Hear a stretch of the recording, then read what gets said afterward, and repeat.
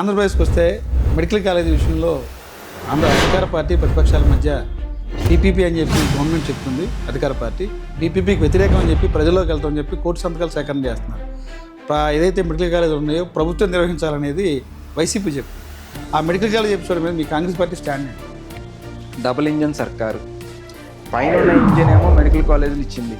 చేతులు ఎత్తేసి 5,000 కోట్లతో మేము కట్టలేం, మా చేత కాదు, 1,00,000 కోట్లతో అమరావతి కడతాం. పొంతనుందా రాజుగారు? ఈ రెండింటికి ఏదన్నా 1,00,000 కోట్లతో అమరావతి కడతారు, 5,000 కోట్లతో మెడికల్ కాలేజీలు కట్టలేరు, నిర్వహించలేరు. ప్రభుత్వం చెప్పాల్సిన మాటేనా? ప్రభుత్వానికి ఆ బాధ్యత లేదా? పవన్ కళ్యాణ్ గారి గతంలో సనాతన ధర్మం కోసం నా ప్రాణాన్ని సైతం త్యాగం చేస్తాను. ఇదే ఆంధ్రప్రదేశ్లో టీడీపీ పార్టీని చెందినటువంటి ఎమ్మెల్యే అనుచరుడు గోడౌన్లో నిషేధిత గొడ్డు మోసం ఇంతవరకు దాని మీద స్పందన లేదు, పట్టించుకున్న పరిస్థితి లేదు. కూటమి ఉన్నటువంటి నాయకులు కానీ, డిప్యూటీ సీఎం గారు కానీ, సీఎం కానీ ఎలా స్పందిస్తారు కాంగ్రెస్ పార్టీ వారు? ప్రజల్లో సెంటిమెంట్ రెచ్చగొట్టి దాన్ని ఫ్లేరప్ చేయడం కోసంగా వాళ్ళు మాట్లాడే భాష వాళ్ళు మాట్లాడే వ్యవహారమే తప్ప నిజంగా సనాతన ధర్మం అనేది 10 నిమిషాలు పవన్ కళ్యాణ్ గారిని వాట్ ఈజ్ సనాతన ధర్మం అనేది మాట్లాడుతున్నారు. ఈ సనాతన ధర్మం గురించి గొంతు చించుకొని అరిచే ఎవరైనా సరే నేను దయచేసి ఒకసారి ఆ మందిరాన్ని విజిట్ చేసి రమ్మని చెప్తాను. ఆ మందిరం చూడంగానే అది నేను ముస్లిం అవ్వచ్చు, నేను క్రిస్టియన్ అవ్వచ్చు, నేను సిక్ అవ్వచ్చు, నేను బుద్ధిస్ట్ అవ్వచ్చు, కానీ ఇది నా మందిరం అనే ఫీలింగ్ వాళ్ళలో వస్తుంది. అది సనాతన ధర్మం. ఆంజనేయ స్వామి యొక్క విగ్రహ ప్రతిష్ఠ జరిగి దేవాలయం ప్రారంభం అయిన తర్వాత 5వ రోజు బక్రీద్ ఆ 26 కుటుంబాలు కూడా నాన్ వెజ్ తినలేదు. బక్రీద్ రోజు కూడా నాన్ వెజ్ ముట్టుకోలేదు వాళ్ళు. మన గ్రామం, మన సాంప్రదాయం, 10 రోజుల తర్వాత తిందాం, నష్టమేం లేదు అని అంత కలిసిమెలిసి ఉంటున్న ఈ దేశంలో ఈ విష జ్వాలలు నింపి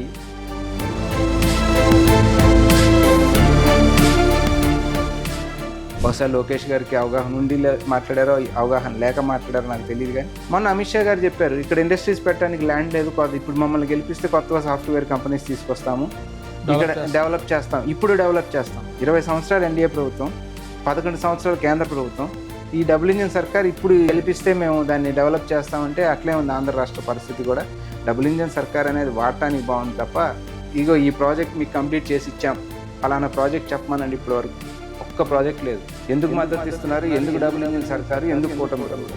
ఇదే ఆంధ్రప్రదేశ్ ఎంపీల వల్లే వాళ్ళ కేంద్రం నిలబడింది. పార్టీ ప్రధానిగా ఉన్నారు, మోడీ ప్రధాని చేస్తున్నారంటే ఓన్లీ బీహార్తో పాటు ఎక్కువగా అధిక భాగం ఆంధ్రప్రదేశ్. ఇవాళ నరేంద్ర మోడీ దగ్గర 2 కాళ్ళ మీద నిలబడి గట్టిగా అడిగి మన రాష్ట్రానికి సాధించుకు రాలేని పరిస్థితిలో ఉన్నారంటే వీళ్ళ యొక్క బలహీనతలు.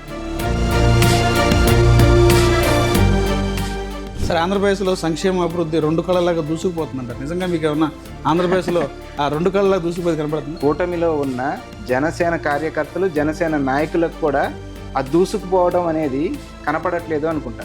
దానికి సమాధానం చెప్పాల్సింది ముఖ్యమంత్రి గారు, ఉప ముఖ్యమంత్రి గారు. ఏది దూసుకెళ్తుంది, ఎందుకు దూసుకెళ్తుంది, బొలిశెట్టి శ్రీనివాస్ ఎందుకు అలా మాట్లాడుతున్నారు, బాలరాజు గారు ఎందుకు అలా మాట్లాడుతున్నారు, అది కదా వాళ్ళు సమాధానం చెప్పాలి. ఎన్నికల ముందు కూడా అన్నారు పవన్ కళ్యాణ్ గారు, మాకు కనీసం ఒక ఎంపీ లేడు, ఒక ఎమ్మెల్యే లేడు, మీ ఏదైనా మాట్లాడటానికి, మీరు మాకు ఓటేస్తే ఈ ప్రైవేటీకరణ అడ్డగిస్తానని చెప్పారు. అదే పవన్ కళ్యాణ్ గారు నిన్న నరేంద్ర మోడీ గారికి, భారతీయ జనతా పార్టీకి ఊడిగం చేయడం కోసం ఈ రాష్ట్రం నుంచి ఎంపీలు వెళ్ళి ఢిల్లీలో. సార్, ఆంధ్రప్రదేశ్లో కాంగ్రెస్ పార్టీ పరిస్థితి ఏంటి? కాంగ్రెస్ పార్టీ ఉందా? ఎన్ అనే పదం ఎత్తే దమ్ము, ధైర్యం ఈ ప్రాంతీయ పార్టీలో ఎవరికన్నా ఉందా? ఎవరికి లేదు. సార్, ఒక విషయం అయితే జనరల్గా మా వ్యక్తిగత అభిప్రాయం అయితే కాదు, రాహుల్ గాంధీ గారికి మైండ్ మెచ్యూరిటీ అవ్వలేదంట. నిజంగా రాహుల్ గాంధీ గారికి మైండ్ మెచ్యూరిటీ అయిందా? అవ్వలేదు.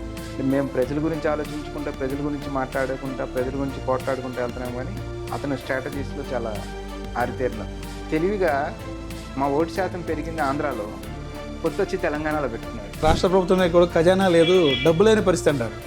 గతంలో జగన్ చేసిన అప్పులకే వడ్డీలు కట్టడానికి సరిపోతుందని చెప్తున్నారు. ఆదాయం లేదు అని ఈరోజు చెప్తున్నారు. గతంలో అధికారం రాకముందు ఆదాయం వనరులు సృష్టిస్తున్నారు.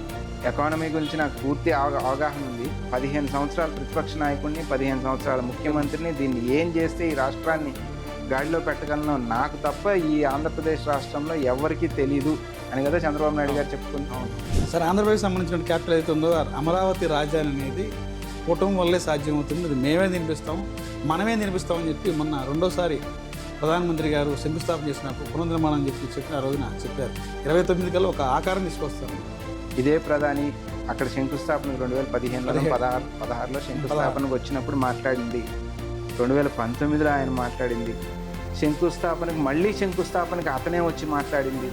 శంకుస్థాపనకి అదే వ్యక్తి రావడంలోనే మనకి కామెడీ అనిపించట్లేదా? అంటే ఇప్పుడు ఆంధ్రప్రదేశ్లో కాంగ్రెస్ పార్టీ షర్మిల గారు వచ్చిన తర్వాత పార్టీ బలపడింది. 1900 రోజుల్లో 1825 రోజులు వీఆర్ ఆన్ స్ట్రీట్స్.